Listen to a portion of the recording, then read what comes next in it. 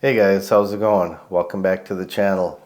In today's video, I will be using the SEARS Kenmore 158 1525 sewing machine to demonstrate how you go about setting the machine up, the type of thread you may want to be using. This is a Coats & Clark's dual duty thread, the class 15 bobbin, which is right here, the bobbin holder or bobbin case as some people call it.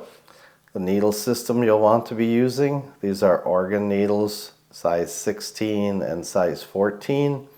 And a lot of people come to the channel, they might be having a problem with their machine and they just want a quick answer. So what I'm going to do for you guys on this video, I'm going to break this down into chapters. If you don't understand how the chapters work, just go down in the description area. You'll see the video broken down to different chapters. I'm not sure right now how many it'll be, but I'm going to just go step by step, like you just pick this machine up secondhand or you've had it put away, you don't recall how to do things. I'll go through everything from putting the thread on the spool pin, the putting in the needle. I'll just try to do everything step by step. And then once we get the machine completely set up to sew, I will go through a few of these stitches. Now, I have done a lot of videos using the Kenmore sewing machines. I just seem to find a lot of them where I'm living.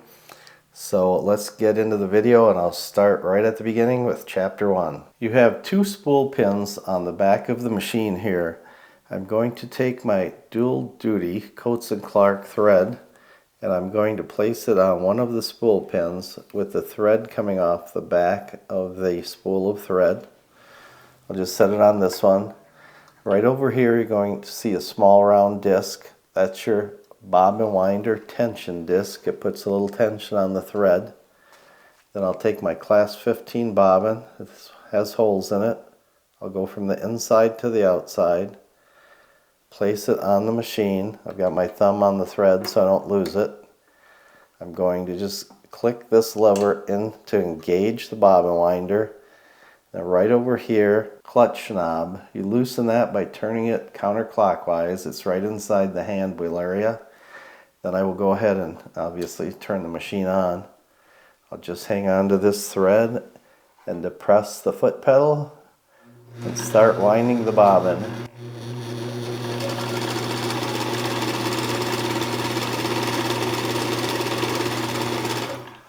Okay, you're going to wind your bobbin and cut this extra thread off.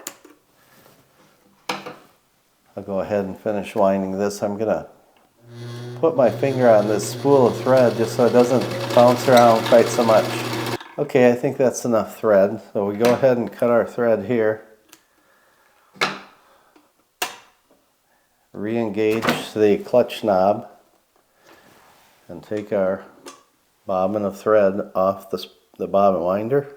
Then we'll go ahead and place the bobbin we just loaded with thread in the bobbin case right here. Right here with the thread dangling over the left side of the bobbin.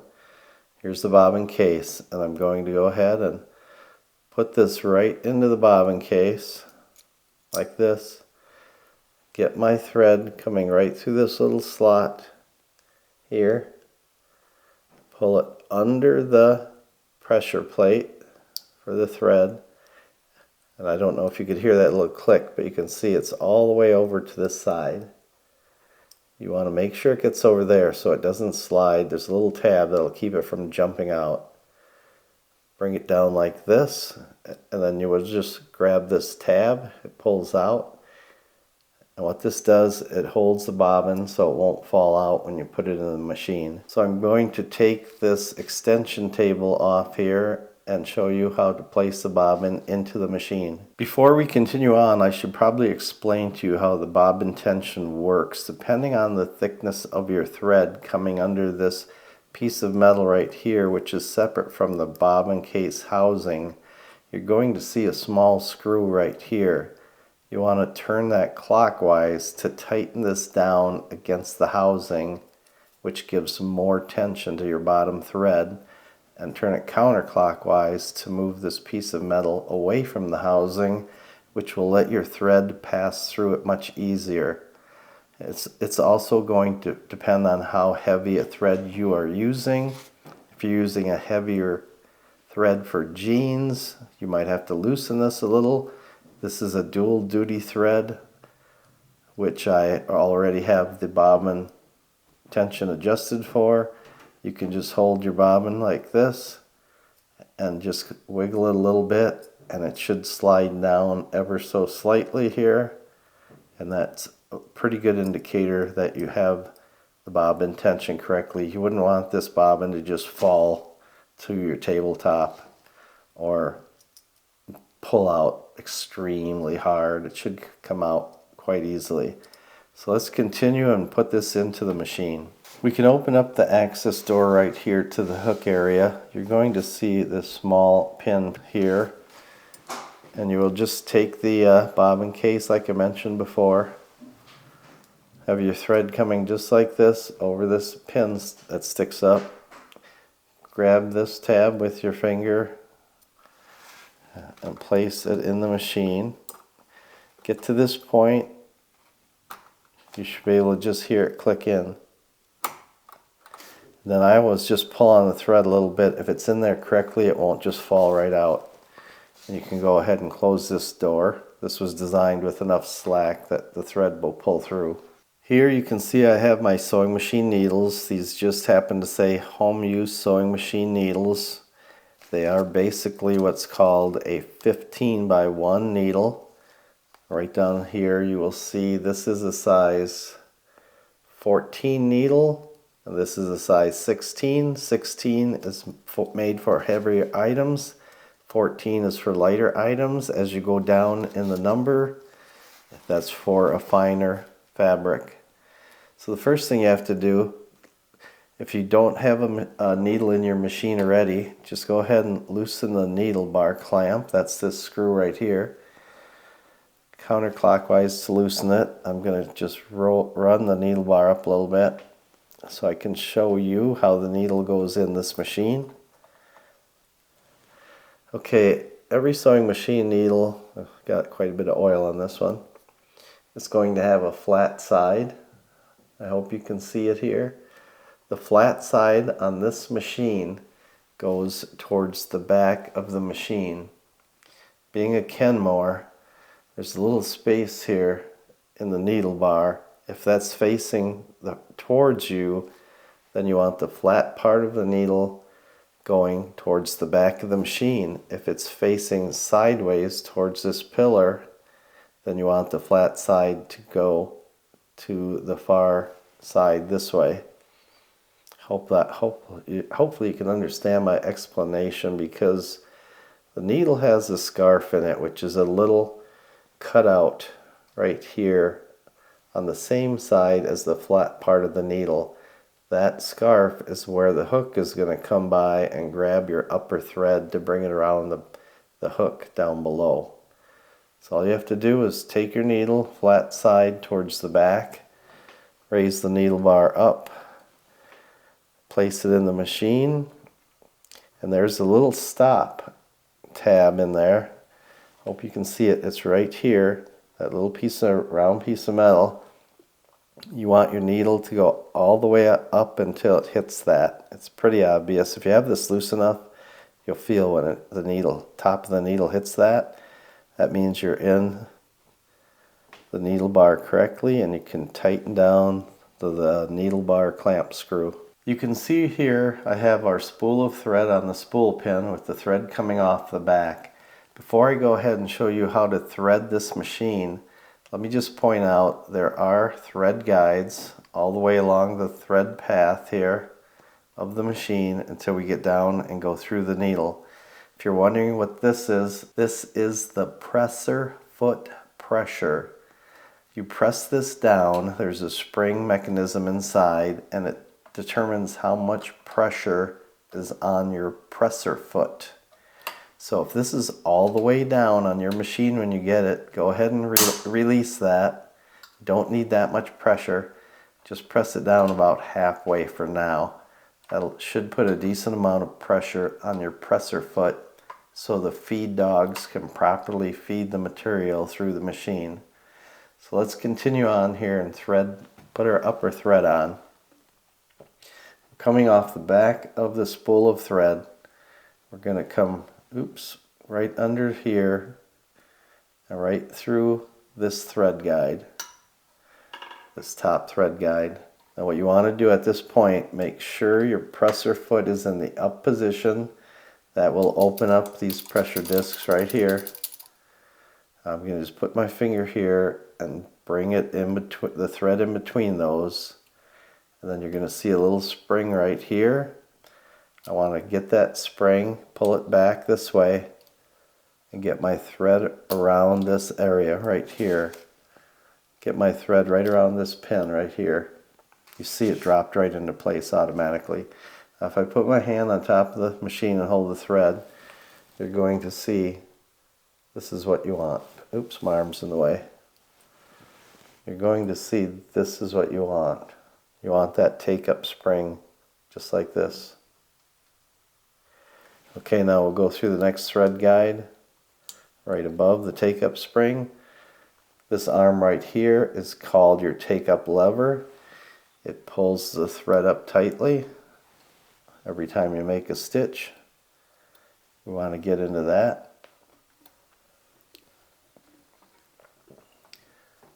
There we go.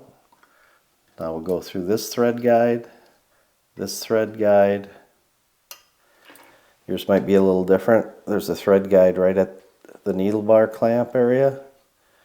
And then we're going to run the thread from the, I can go ahead and put the presser foot down now just so I can get my hand in here more easily. Put the thread through the needle from the front to the back. Now just go ahead and turn the hand wheel over and pick up the bottom thread.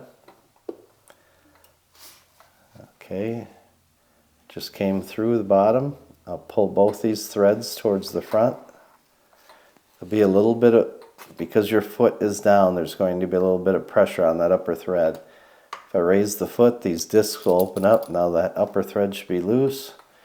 And I can just put these threads to the back of the machine. This is the upper thread tensioner. We've already adjusted the bobbin tension properly earlier. So when you go ahead to set this, it should be very easy. Set it about halfway. I usually set this to about a 4.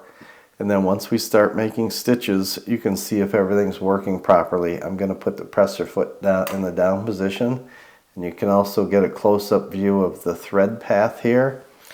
The way you want your stitches to turn out when the tension is properly adjusted, let me get my thumb out of the way.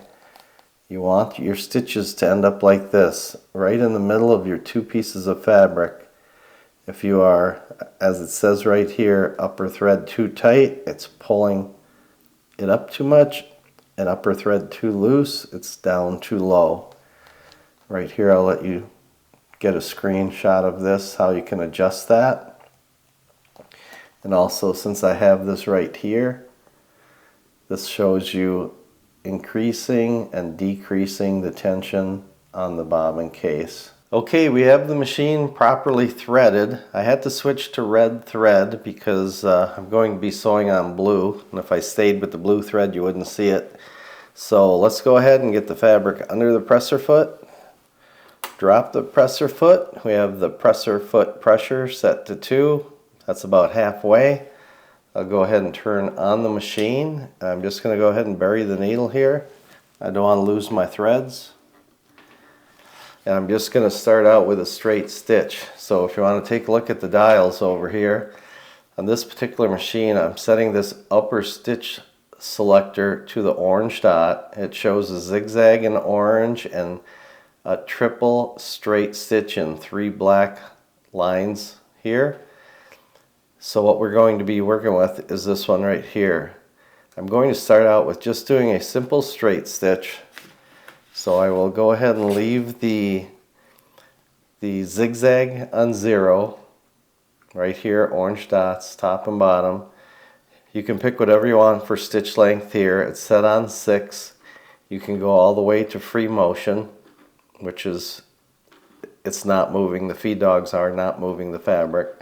So I'm going to go back to 6 here, straight stitch, 6 inches per inch. And here we go.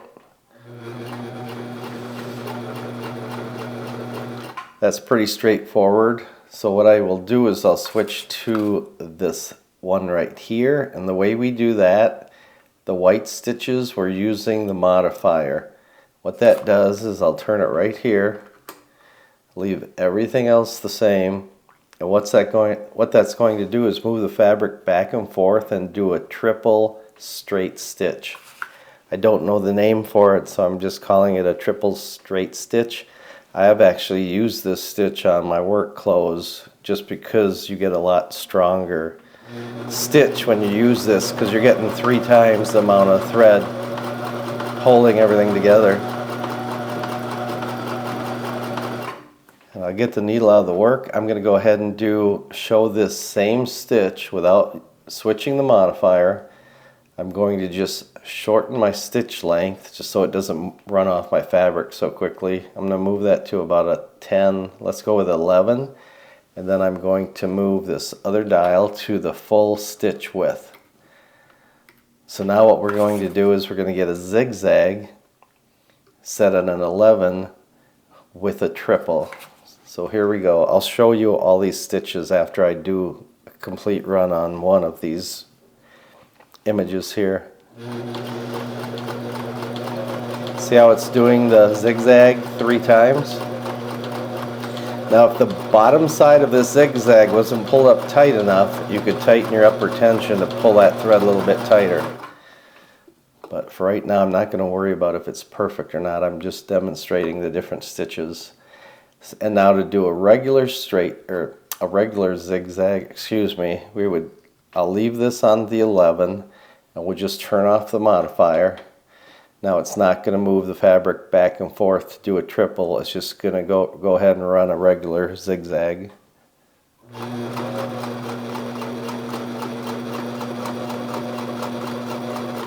Okay, I'll get the needle out of the work again. And let's take a look at that first set of stitches. Okay, so right here in the first line you can see a straight stitch going to the triple straight stitch right here, to the triple zigzag right there, to a regular zigzag. All that was done right here on this first selection. Let's look at the back. And actually the back of that zigzag looks pretty good. It didn't pull the fabric together because we're working on 2 layers of denim. It generally won't do that. So let's continue to the next set of stitches. Okay, I have the fabric back under the presser foot. It's lowered down, and we'll go ahead and turn this dial on the top to this set of stitches right here. It looks like a W laying on its side, and then a straight line with some lines off to the side. So actually where we are now is I jumped over to this side right here. Now this one I looked up and it says it's called a surging or pine leaf stretch. This one I couldn't find, so I'm just going to call it a stretch stitch. Okay, and let's start with the non-modified orange one here on this side. So I'm going to go ahead and leave this on 4 because it is a zigzag. And I will leave this on, I'll just go with a 10 here. And I'll just go ahead and run those stitches right now.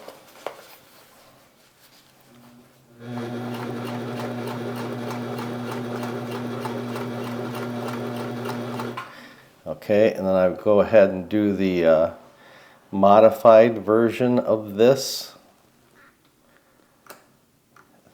That should give us this white one over here.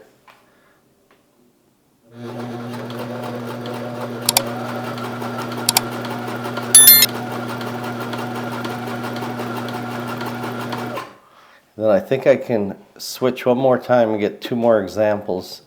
I'll just keep rotating this direction here, counterclockwise. And now we're going to be on the stitches called, let's see, that'll be this set right here. This one is called an elastic stretch stitch, and I couldn't find the name for this one, so I'll just call this one a stretch stitch also. I found on this one I think I like to be at about a 9 with this machine, and we leave it modified. Is going to be our white stitch.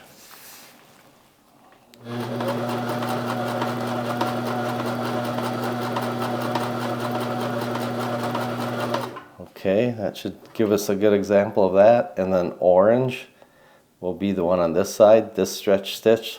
All we have to do is click it over. I'll leave it on the 9 here. The width is on 4. Okay, let's take a look at that set. Lift the presser foot. And here we go. Here's our stitches.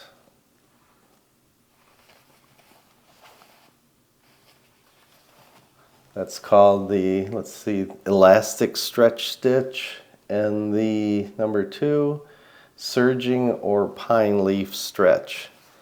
And this other one I'll just call a stretch stitch. And because we had all of our tensions set correctly, the stitches look pretty good on the back. On this last one, it looks like we could have been a little tighter on our upper tension. It's not quite pulled tight. I'm not going to worry about correcting that now. I'm just demonstrating the different stitches you can create. So let's continue. Okay, the fabric's back under the presser foot again. I'll rotate this counterclockwise. And here I call this one the honeycomb. That's the white stitch here. And the one next to it, this is easy for me to remember. It's a 3-point zigzag. So let's go ahead and start with the 3-point zigzag. We're on number 4. And we're on number 9 still. We haven't changed. The only thing we changed since the last stitches is our selector up here. Let's give it a go. You can see it makes 3 stitches every time it does the zigzag back and forth. Watch the needle. Okay, now I'm going to go ahead and switch to the modifier. Still on the full width, number 4 on the zigzag setting, and number 9 on the stitch length setting. And this is one that moves. The modified stitches are going to move the fabric back and forth. So you're going to have to let the machine feed the material.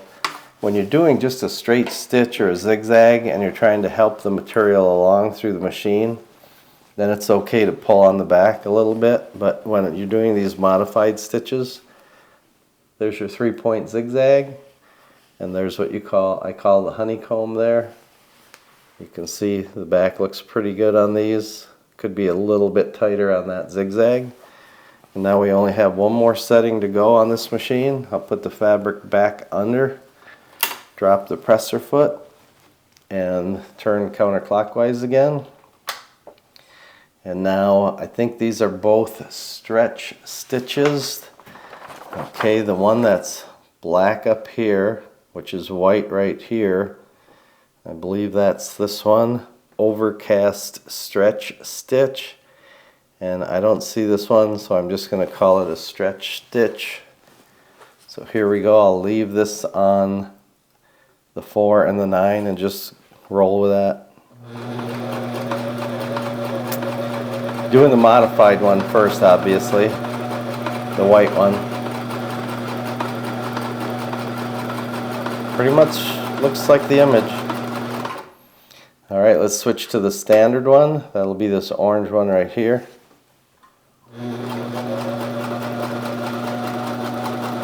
And you can adjust how far apart these are just by tightening up your stitch length. You can make this a lot shorter right here. I'll show you the difference when we get it out.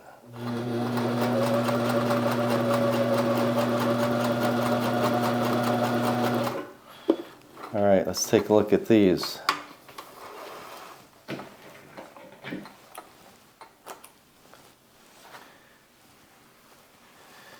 Okay, here's our last stitches right here. Everything looks good on the front. And see here where I shortened the stitch length, how that changes the distance between the way the needle is moving here on that stretch stitch. And there's your back. Here I can see it needs to be a little bit tighter on my upper tension.